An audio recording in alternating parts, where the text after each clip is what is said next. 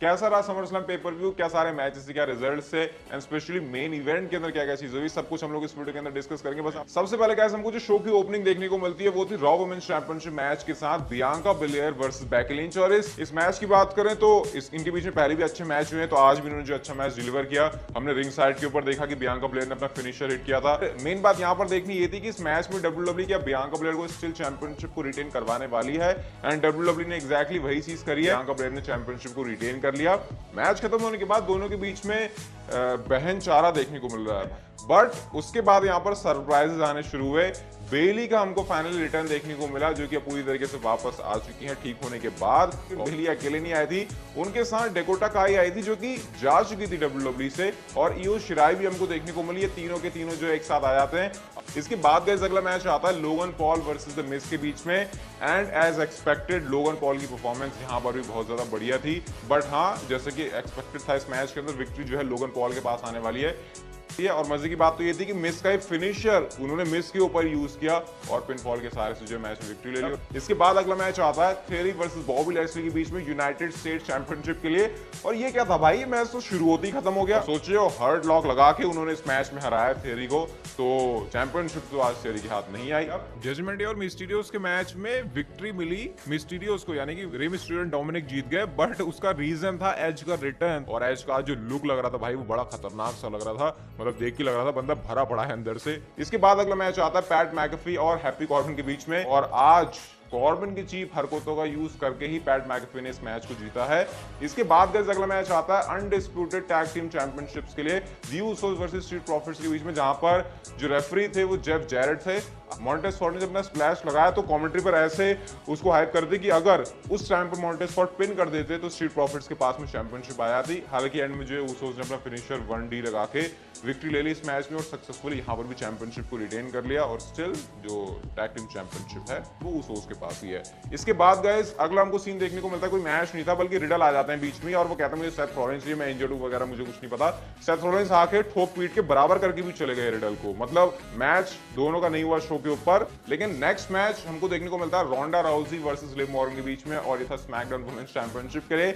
और इस मैच के अंदर ऐसा लगा ही नहीं डब्ल्यूडब्ल्यूई ने कि कभी भी इसको मैच बनाने की कोशिश की है, तो डब्ल्यूडब्ल्यूई ने बिल्कुल बीच का रास्ता निकाला। यहाँ पर काफी बार आम बार सबमिशन में फंसा रही थी रोंडा राउजी लिव मॉर्गन को, और एक मोमेंट पर क्या होता है जब उन्होंने सबमिशन में फंसाया, हालांकि फंसाया वो कुछ ऐसे कि खड़ी हो गई। अब 3 काउंट तो यहाँ पर हो गया, लेकिन साथ साथ लिव मॉर्गन ने टैप आउट भी कर दिया, तो कंफ्यूजन से यहाँ पर क्रिएट हो गया। और जब हमको रिप्ले देखने को मिला तो पता लग रहा था कि 3 बार जो काउंट है वो तो हुआ है रोंडा राउजी के लिए, लेकिन लिव मॉर्गन ने साथ में टैप आउट भी कर दिया। चैंपियनशिप तो रिटेन हो गई लिव मॉर्गन की। यहाँ पर रोंडा राउजी बहुत ज्यादा गुस्से में थी और उन्होंने जो रेफरी के ऊपर ही अपना जो फिनिशर है उसको लगा दिया। ड्रू मैकिंटायर भी वैसे शो के ऊपर थे यहाँ पे, और क्लैश एट द कैसल के अंदर, क्योंकि अभी उनको अनडिस्प्यूटेड चैंपियन से लड़ना है, तो ऐसे डब्ल्यूडब्ल्यूई उनको फीचर करवा दिया था। इवन मैच नहीं था, कुछ नहीं था, लेकिन डब्ल्यूडब्ल्यूई ने पायरो की सुविधा पूरी दे रखी थी ड्रू मैकिंटायर को। मतलब अब बात करते हैं गाइस हम लोग जरा अच्छे से शो के मेन इवेंट के बारे में, Brock Lesnar versus Roman Reigns for the undisputed championship. अब इस मैच के अंदर रोमन रेंस की एंट्री होती है, ब्रॉक लेसनर की एंट्री होती है, लेकिन ब्रॉक लेसनर एक ट्रैक्टर के साथ आए थे जिसमें फ्रंट लोडर भी था, और ब्रॉक लेसनर उस पर बैठ के अपनी एंट्रेंस कर रहे हैं। इवन जब उन्होंने रिंग के अंदर भी एंट्री मारी तो भाई वो उसी के सहारे से उन्होंने मारी। उन्होंने वो जो फ्रंट लोडर है उसको रिंग के ऊपर रखा और उसके बाद वो नीचे कूद रहे हैं, और कूदे भी किसके ऊपर, डायरेक्टली रोमन रेंस के ऊपर। और शुरुआत से ही ब्रॉक लेसनर इस मैच में जो तबाही मचाने शुरू कर दी, जैसे वो उनके ऊपर कूदे फिर रिंग साइड के ऊपर उनको धो रहे हैं।